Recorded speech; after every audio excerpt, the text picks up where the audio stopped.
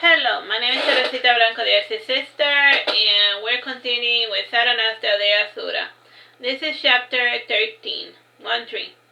Just Lemmy finally felt like arresting me after beating around the bushes for a month, and I guess it's not used to praise staying put for him, and it suddenly placed a damper on his convictions, and he even started wondering if I was innocent. Innocent I was, and I did not exhibit the normal behaviors associated with people arrested for treason.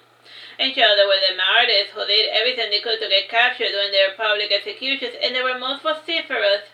And it had gotten to such a extreme that their mouth judges would issue a court order to cut out their tongues and sew their lips shut.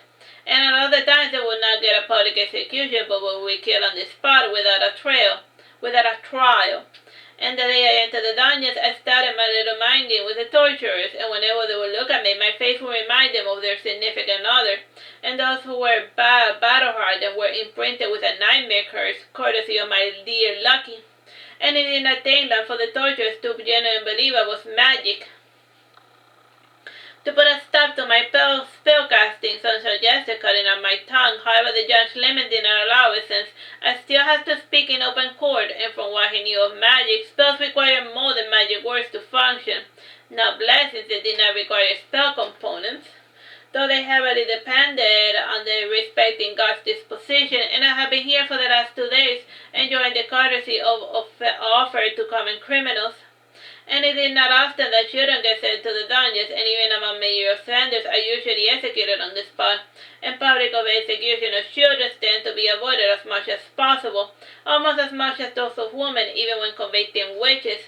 And this is avoided because killing children tends to fire out the passions of the masses, and even when they can be convinced that it is for a good cause, the execution may trigger a mass rioting, murders, and looting, and historically, the berserkers prefer to keep things nice and quiet. As for the torturers, they are just what you would expect, and like a refined version of Judas' chair, the rack, the pear, the anguish, and today I was left alone since the torturers saw that my wounds had healed, and it was not as much as they had tortured me per se, rather I recreated the experience by implanting them with false memories. And using the blood and compost instruments, I synthesized a sulfonamine-based poison that would enter through their skins. And so whenever they came for their tools to torment another poor soul, the torturers would start to get feverish. However, my personal favorite was phobias, and I had gotten the idea to kill them phobias when I saw a spider hanging near my nose. And the torturer squashed it right under the influence of my false memory, and it made me sad, so I decided to punish him by giving him a phobia of spiders and Gregors. And Gregors are pretty common in the inner city, more so than the outer, interesting enough. And the ones here fly sometimes, which affords plenty of hilarity for the people who hold their nerve against those creatures, and I am not one of them, sadly. Just sitting here surrounded by them, it is one of the most unpleasant situations I have ever encountered, and I'm just about to tidy up my little dungeon. Month 9, day 19, year 4. Eclipse restoration 91%. And it has been a month and I have not seen the judge as of late, and I have no idea what is going on in the outside world. At least that is normal, and at least that is what a normal person would say, though the dungeon master and the occasional hamster have been keeping me informed, and just let me what was occurring within the dungeons, and decided to just distance himself from the entire situation.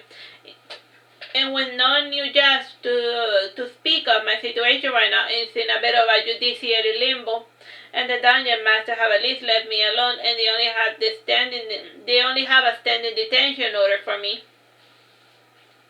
I met a couple of poor souls in a similar situation, and like me, they're just running away, waiting for a judge to order their execution, release, or something. And the dungeon master states the job as serious as do the knights, and they do not have as a sadistic streak as the executioners of yonder time.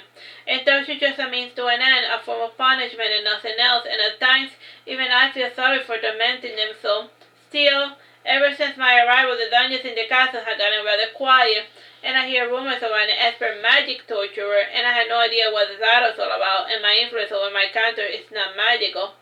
And I have been half tempted to run away, however, Eclipse warns that my getaway ship is nowhere near complete, and even if it was, getting out of the harbor to open water poses its own problem. Not a hope is lost. My duke visited me here today, and his shape manifested to the flickering reflection painted in a pool of putrid blood. He said to me, "It pains me to see you in this situation, my little scale." And maybe I should just find my way out, I said, pouting. "It will be the swiftest, easiest course of action. You cannot stay here much longer. At this rate, I fear one of your companions might attempt something desperate," warned my duke.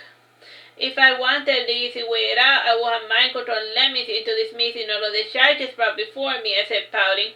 "You're not the sort of person to take the easy way out, are you?" said my duke sadly. And he whispered, "Which is a pity." His face darkened, and then he added, How many today?"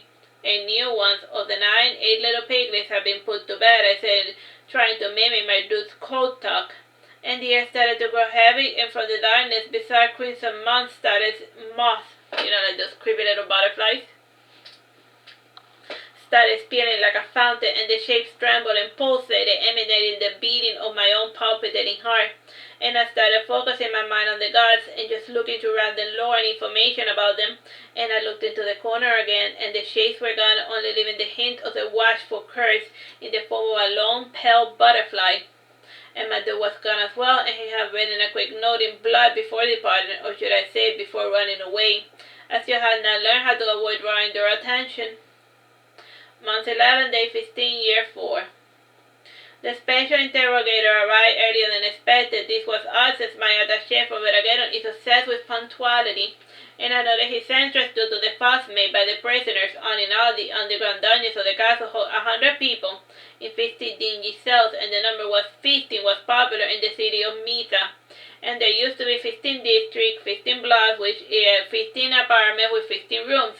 And the castle too had 15 stations or segments, if you will, and there was also 15 different types of rocks inside the floor of my prison. And the chains that were meant to hold me had 15 links, and the torches gave me 15 lashes before rubbing salt in the wood, etc. I have been amusing myself as of late trying to find more instances of this number, and whenever there's a number sequence, it is a sign of their interference. And they are fond of the little numerical sequencing, and their obsession with this number is a matter of some personal debate, and perhaps it has something to do with a calendar. Then again, there's no clear indication that the month should be structured in such a 15 by 15 fashion. And there is some numerical aspect to it, however the meaning of the numbers and even the numerical system change from world to world. And considering Bersame's involvement in this structure of the society, I would think that the number 15 bears its classical meaning, which is harmony and purpose. When used at a grander scale, the number 15 embodies 15 promises or the desires of the ruler, and it makes sense considering the 15 basic rules that children first learn when going to school. Like most of the classical trains of thought, all ruminations boil down to who cares? Second entry. I did not get a visit from the torturer today. This is not his proper title, and most official professors have a flowery title, and the torturer is the interrogator specialist. State-sanctioned pirates are the Navy, and the slave masters wear the title of knights. It is amazing how they take their job so seriously when they are hurting so many people. And my people are not the type to call others on their nonsense, but this hypocrisy is too ridiculous even for my taste. And I hear things are different in Veraguero, but alas, the other hosts are yet to catch on, and even the city of Mita wears many different faces wherever you care to look. Third entry. I spoke with the prisoners a few hours ago, and they do not remember seeing or hearing of any special torturer or interrogator, as they like to call them. Fourth entry. I was visited by a normal-looking plain fellow with his inspiring, dull brown eyes, and even the way he spoke had a detached, bored feel about it. And based on his generalized facial and physical characteristics, I guess that this man was Sterling Guy. He was the spy master of Veraguero. And frowning, I said, "I do not know why you're here to speak with me.